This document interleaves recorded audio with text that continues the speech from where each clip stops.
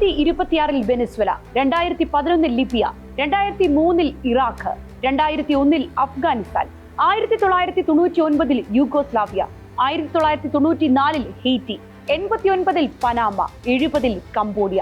US ഇടപെടലിൽ അവസാനിച്ച ഭരണകൂടങ്ങളുടെ പട്ടിക ഇതിൽ അവസാനിക്കുന്നില്ല.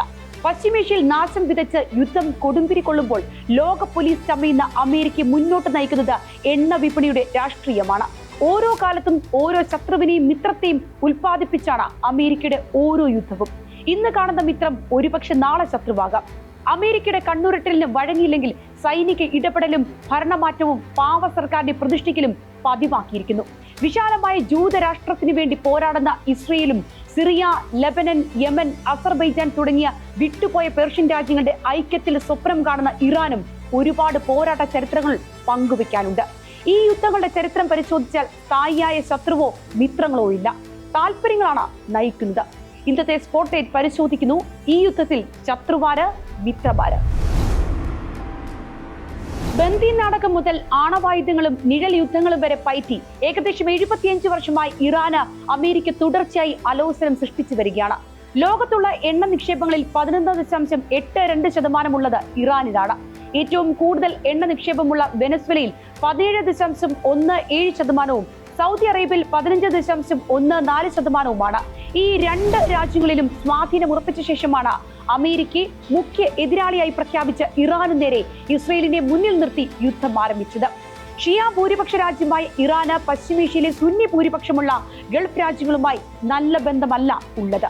മാത്രമല്ല അമേരിക്കയുടെ US മിലിറ്ററി ബേസ് ഇല്ലാത്ത ഏക രാജ്യം കൂടിയാണ് അമേരിക്കൻ വിരുദ്ധ നിലപാട് ഉറക്കെ പ്രഖ്യാപിച്ചിട്ടുള്ള ഇറാൻ. 1953 ഓഗസ്റ്റിൽ മജ്ലിസ് എന്ന പാർലമെന്റ് വഴി ജനാധിപത്യ രീതിയിൽ തെരഞ്ഞെടുക്കപ്പെട്ട പ്രധാനമന്ത്രി മൊഹമ്മദ് മൊസാദക് അധികാരത്തിലേറും വരെ ബ്രിട്ടന്റെ നിയന്ത്രണത്തിലായിരുന്നു ഇറാനിലെ ഓയിൽ മേഖല. ലാഭവിഹിതത്തിന്റെ 16% മാത്രമായിരുന്നു ഇറാന് ബ്രിട്ടീഷ് കമ്പനികൾ നൽകി വന്നിരുന്നത്. മൊഹമ്മദ് മൊസാദക് അധികാരത്തിൽ വന്ന ഉടൻ എടുത്ത പ്രധാന തീരുമാനമായിരുന്നു ഓയിൽ മേഖലയെ ദേശസാൽക്കരിക്കുക എന്നത്. തുടർന്ന് അമേരിക്കയും ബ്രിട്ടനും ചേർന്ന് നടത്തിയ ഗൂഢാലോചനയുടെ ഭാഗമായി ആഭ്യന്തര കലാപം സൃഷ്ടിക്കുകയും ഭരണം അട്ടിമറിക്കുകയും ചെയ്തു. 1953 ഓപ്പറേഷൻ ഈജിപ്ത് എന്നായിരുന്നു അമേരിക്കയും ബ്രിട്ടനും ചേർന്ന് കൈക്കൂലി, അഴിമതി, തെരുവാക്രമം, പ്രൊപ്പഗണ്ട എന്നിവ പരീക്ഷിച്ച പദ്ധതിയുടെ പേര്. പകരമെത്തിയ ഷാ മുഹമ്മദ് റസ പഹ്ലവിയുടെ ഭരണത്തിൽ അമേരിക്കയ്ക്കും ഇറാന്റെ ഓയിൽ മേഖലയുടെ 40% നിയന്ത്രണം ലഭിച്ചു. തുടർന്നുള്ള ഷാ ഭരണത്തിലെ 26 വർഷം ഇറാനിൽ പാശ്ചാത്യ സംസ്കാരത്തിന്റെ സ്വാധീനം ദൃശ്യമായിരുന്നു.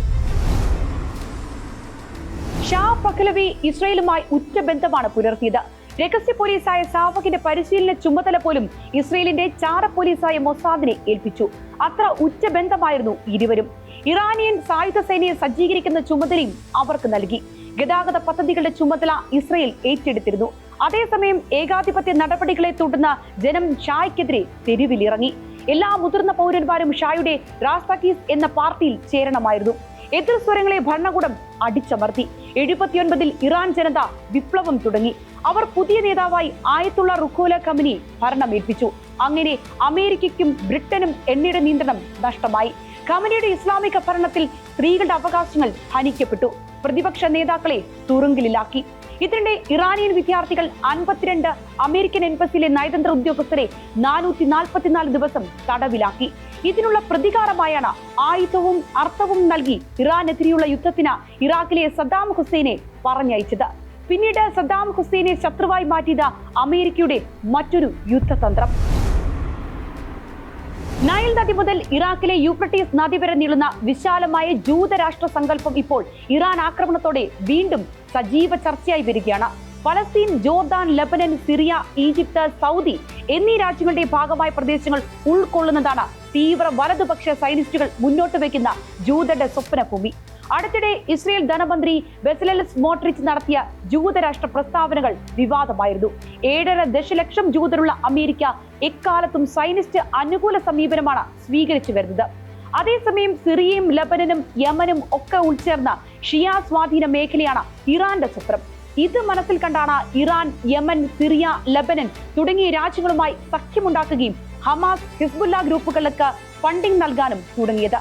സുന്നി ഭൂരിപക്ഷമായ മറ്റ് രാജ്യങ്ങളിൽ നിന്നും പ്രതീക്ഷിച്ച അസ്വാരസ്യങ്ങൾക്ക് തടയിടാൻ കൂടിയാണ് സ്വന്തമായി ന്യൂക്ലിയർ പദ്ധതി തുടങ്ങിയത്.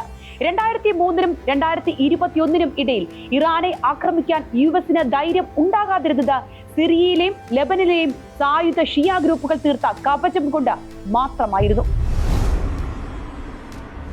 യമൻ, സിറിയ, ലെബനൻ തുടങ്ങിയ രാജ്യങ്ങളുമായി സഖ്യമുണ്ടാക്കുകയും ഹമാസ്, ഹെസ്ബുള്ള ഗ്രൂപ്പുകൾക്ക് ഫണ്ടിംഗ് നൽകാനും തുടങ്ങിയതോടെയാണ് ഇറാൻ അമേരിക്കയുടെയും ഇസ്രയേലിന്റെയും കണ്ണിൽ കരടായത്. ആണവ പദ്ധതിയുടെ പേരിൽ പലവട്ടം ഉപരോധമെത്തി. സാമ്പത്തിക അസ്ഥിരത ജനങ്ങളെ വീണ്ടും തെരുവുകളിൽ എത്തിച്ചു. തുടർച്ചയായി അടിച്ചമർത്തലുകളും നടന്നു. കാത്തുനിന്ന അമേരിക്കയും ഇസ്രയേലും കിട്ടിയ അവസരം ഉപയോഗിച്ചു. അതിന്റെ തുടർച്ചയാണ് ഇപ്പോഴത്തെ ആക്രമണം. ഇറാൻ ഉൾപ്പെടെ 7 രാജ്യങ്ങളിലെ ഭരണകൂടങ്ങളെ പിഴുതുകളയുക എന്നതാണ് അമേരിക്ക ലക്ഷ്യമിടുന്നതെന്ന് 2001 സെപ്റ്റംബർ 11 ഭീകരാക്രമണ ശേഷം American NATO commander Wesley Clark പറഞ്ഞിട്ടുണ്ട്. അവ നടപ്പാക്കുകയായിരുന്നു അമേരിക്കയിൽ മാറി മാറി വന്ന ഭരണത്തലവന്മാർ. സാമ്പത്തികമായും തന്ത്രപരമായും പ്രാധാന്യമുള്ള പശ്ചിമേഷ്യയിൽ അവരുടെ താല്പര്യം സംരക്ഷിക്കാൻ ഇസ്രയേൽ എന്ന കങ്കാണിയെ കൂടി ലഭിച്ചതോടെ ലക്ഷ്യത്തോട് അടുക്കുകയാണ് അമേരിക്ക. യുദ്ധം ആരംഭിച്ചാൽ അത് പ്രാദേശിക യുദ്ധമായി മാറുമെന്ന് ഖമനി മുന്നറിയിപ്പ് നൽകിയിരുന്നു. ഗൾഫ് മേഖലയിൽ തങ്ങളുടെ മിസൈൽ ശേഖരത്തിന്റെ കരുത്ത് അറിയിച്ചുകൊണ്ടിരിക്കുകയാണ് ഇറാൻ. സമാധാനത്തിന് ഭീഷണി ഉയർത്തുന്ന ഈ യുദ്ധം ഇറാനെതിരെ മാത്രമല്ല, ലോകത്തിന് തന്നെ എതിരാണ്. ഐക്യരാഷ്ട്രസഭയുടെ രക്ഷാസമിതി വിഷയം ചർച്ചയ്ക്കെടുത്ത അടിയന്തരമായി ഇടപെട്ടേ തീരൂ. ലോകരാഷ്ട്രങ്ങളുടെ ശബ്ദം അതിനായി ഉയരണം. ഇതോടെ സ്പോട്ട്ലൈറ്റ് പൂർണ്ണമാവുന്നു. നാളെ മറ്റൊരു വിഷയവുമായി. നമസ്കാരം.